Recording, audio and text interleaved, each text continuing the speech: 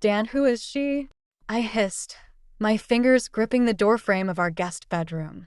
The Christmas party downstairs faded into a dull hum as I stared at my husband, his face flushed with anger or embarrassment.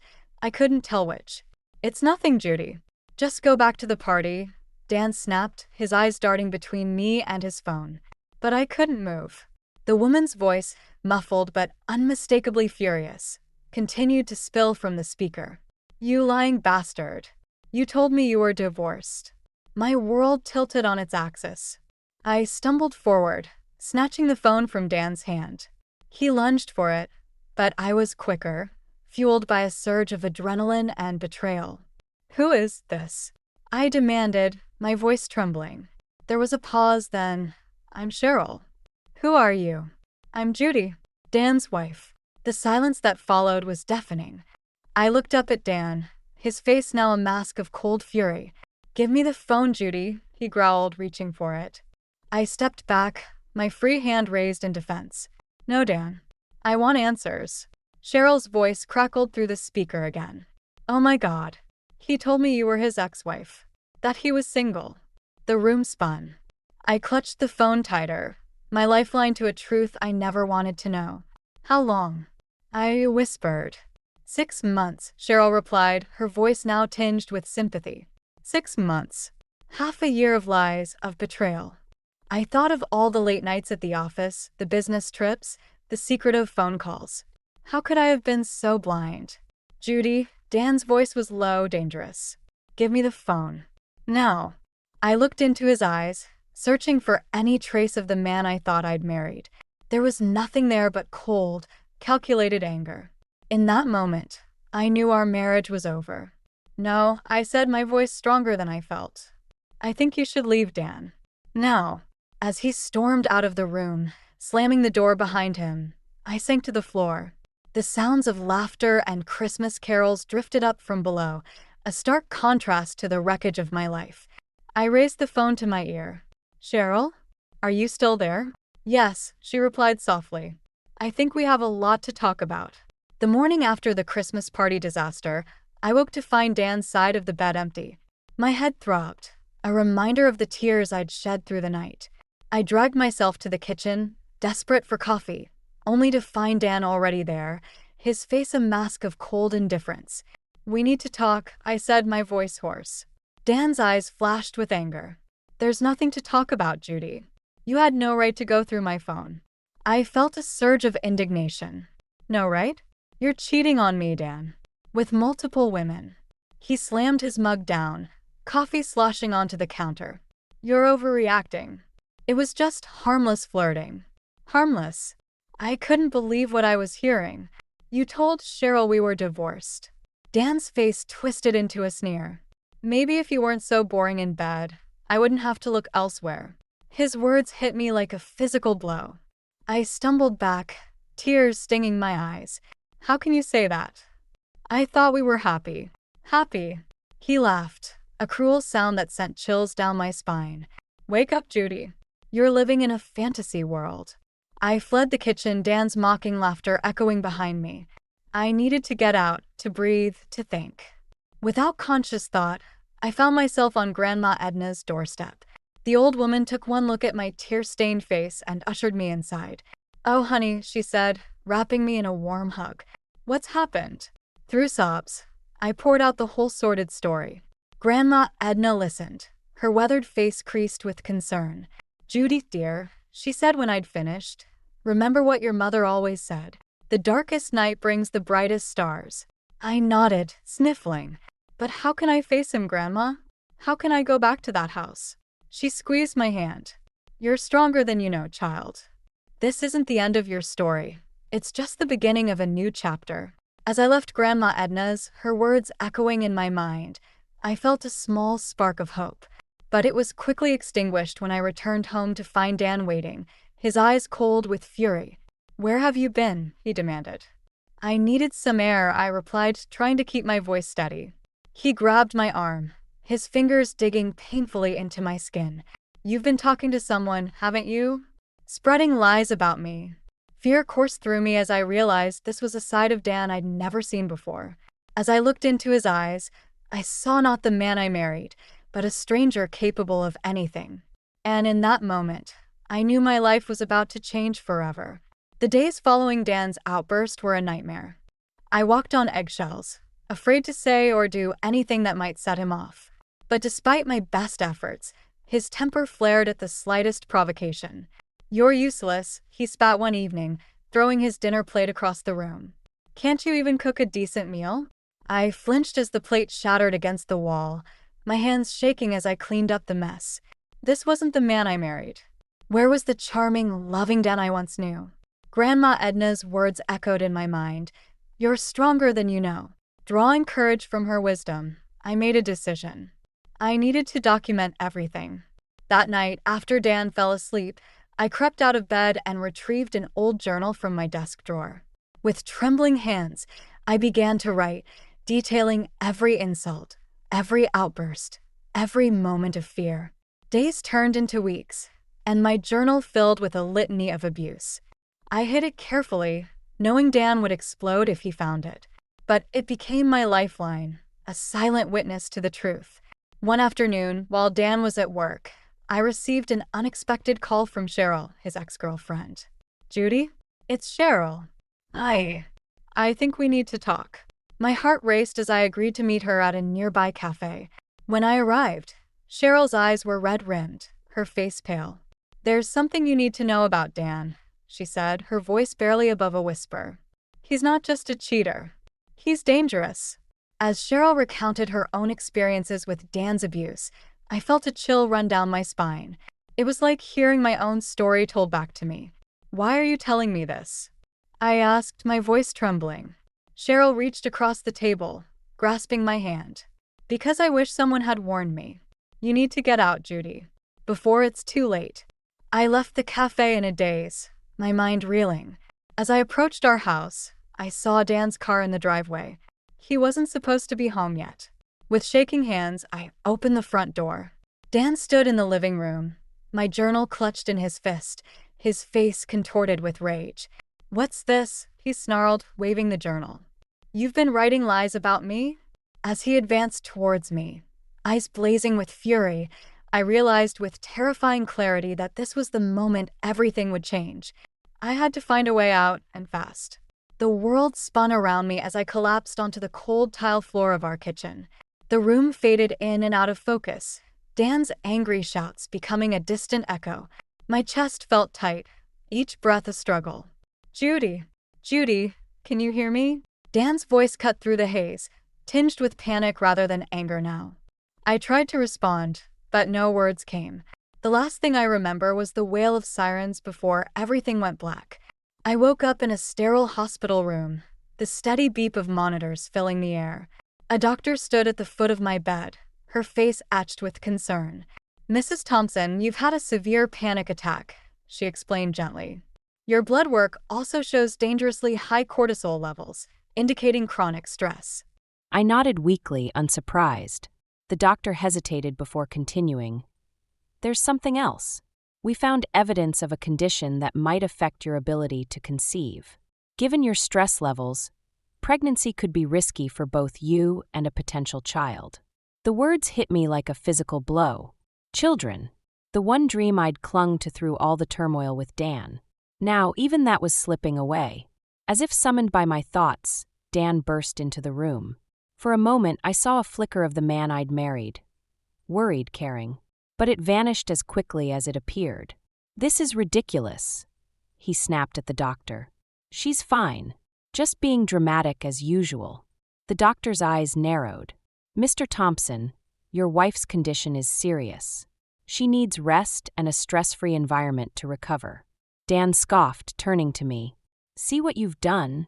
Making a fool of yourself, embarrassing me." As he ranted, something inside me snapped. I'd lost my health, my dreams of motherhood, and now the last shred of hope that Dan might change. "Get out," I whispered, my voice gaining strength. "Get out, Dan. I want a divorce." His face contorted with rage. "A divorce? After everything I've done for you?" He reached into his jacket, pulling out a stack of papers. "Fine. I've had these drawn up for weeks. You want out? Sign them. He threw the divorce papers onto my lap, a cruel smile twisting his lips. You're nothing without me, Judy. Remember that. As Dan stormed out, I clutched the papers, tears streaming down my face. But beneath the pain, a small spark ignited. This was my chance, my escape. I thought of Grandma Edna's words. This isn't the end of your story, it's just the beginning of a new chapter. Taking a deep breath, I pressed the call button. When the nurse appeared, I managed a weak smile. Could you please call my neighbor, Edna Williams?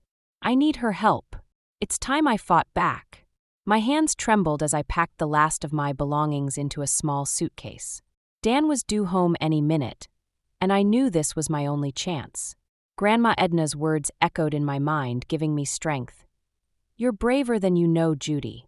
I'd spent weeks planning this moment, secretly moving important documents and keepsakes to Grandma Edna's house. Now it was time for the final act. The front door slammed, and my heart leaped into my throat. Dan's heavy footsteps approached the bedroom. What the hell is this? He growled, eyeing my packed suitcase. I took a deep breath, steeling myself. I'm leaving, Dan. It's over. His face contorted with rage. You ungrateful bitch. After everything I've done for you. He lunged forward, grabbing my arm.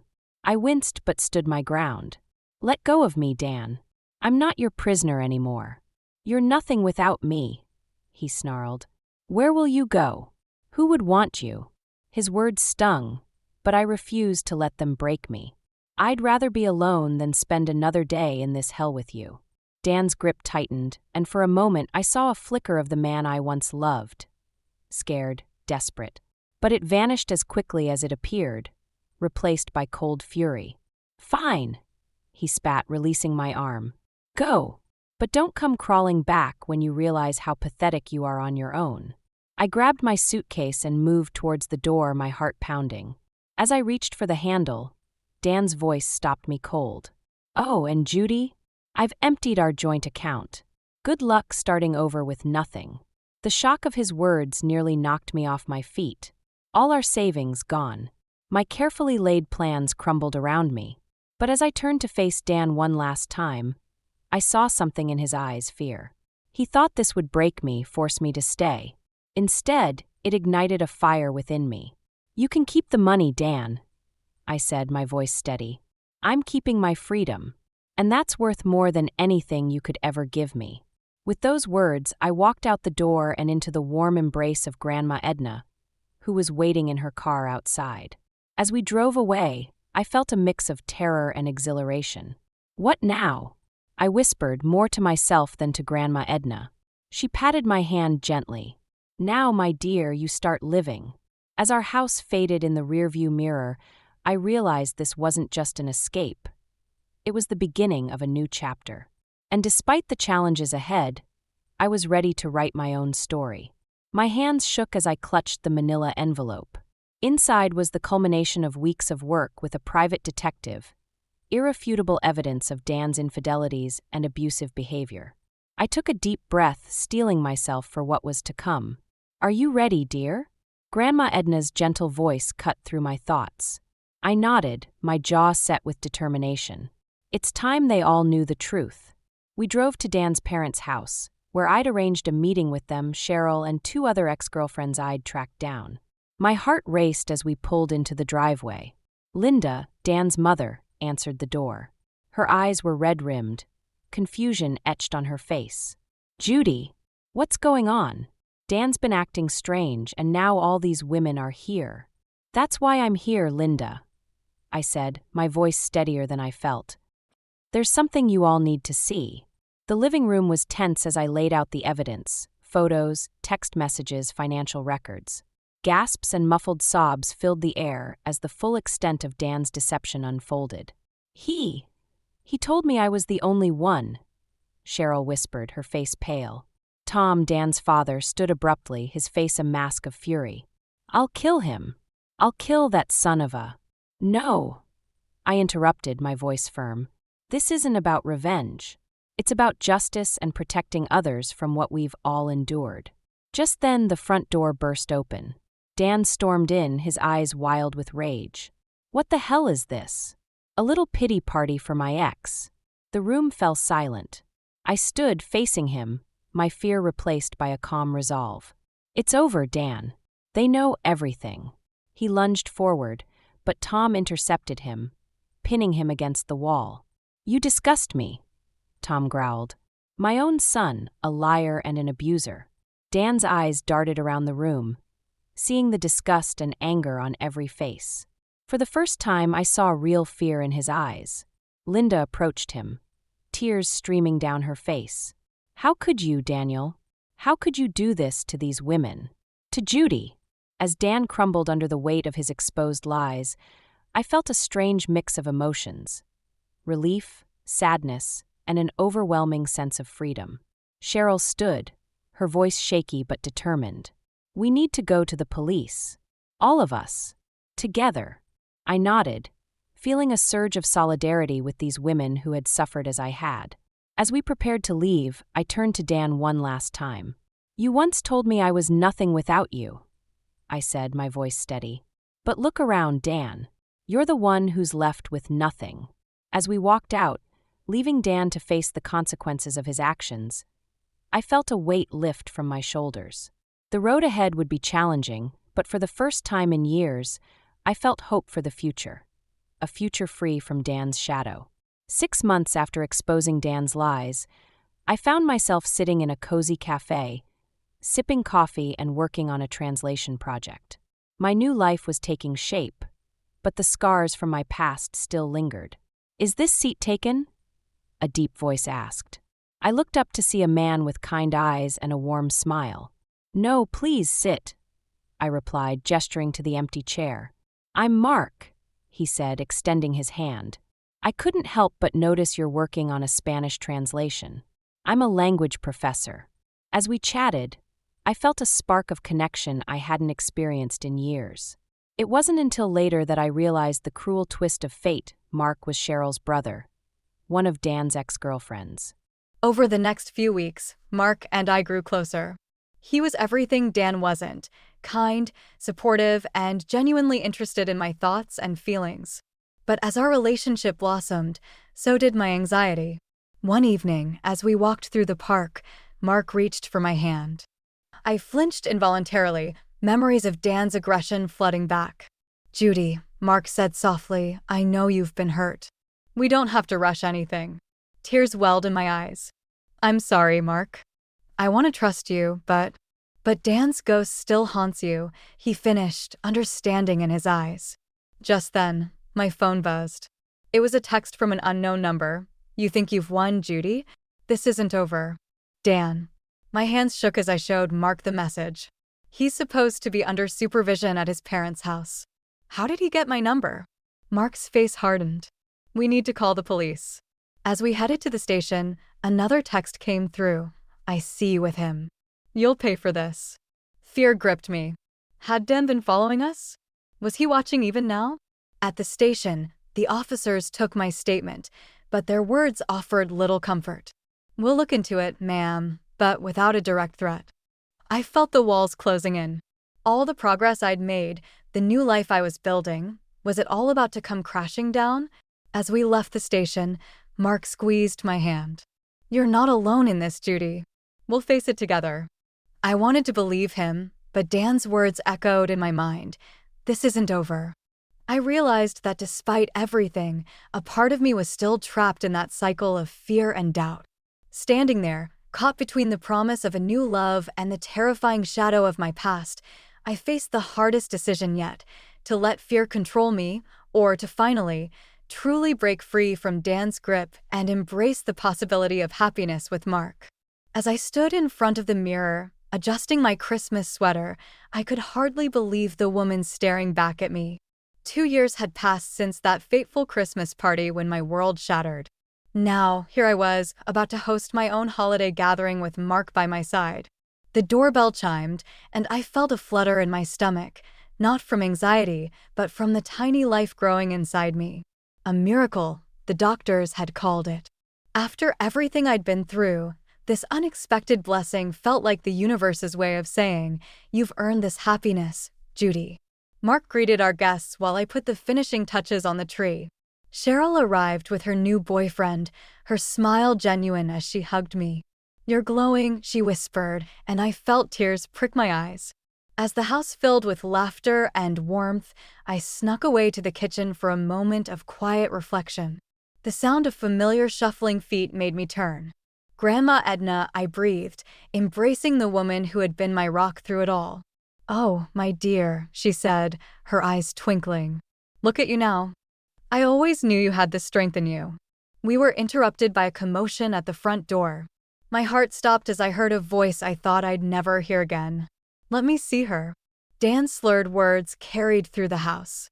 Before I could react, Mark was there, his arm protectively around me. "I've called the police," he said calmly. "He won't hurt you again." As we waited for the authorities, I looked at Dan, really looked at him. The man who once terrified me now seemed small, pathetic. In that moment, I realized the last of his power over me had vanished. "You need help, Dan," I said, my voice steady. "I hope you get it." After the police led him away, the party resumed. But something had shifted. I felt lighter, as if the final chapter of my old life had closed. Later that night, as Mark and I slow danced to Silent Night, I rested my head on his chest, overwhelmed with gratitude. "Merry Christmas, Judy," he murmured, placing a gentle hand on my belly. I looked around at the twinkling lights, at Grandma Edna chatting with Cheryl, at the faces of friends who had become family. This was my Christmas miracle, not just the baby, but this entire journey. From the depths of despair, I had found my way to a life filled with love, support, and joy. As the familiar carol played, I closed my eyes and savored the moment. The road had been long and painful, but it led me here, to a place of peace, of hope, and of endless possibilities. "Merry Christmas," I whispered back, to Mark, to our unborn child, and to the strong woman I had become.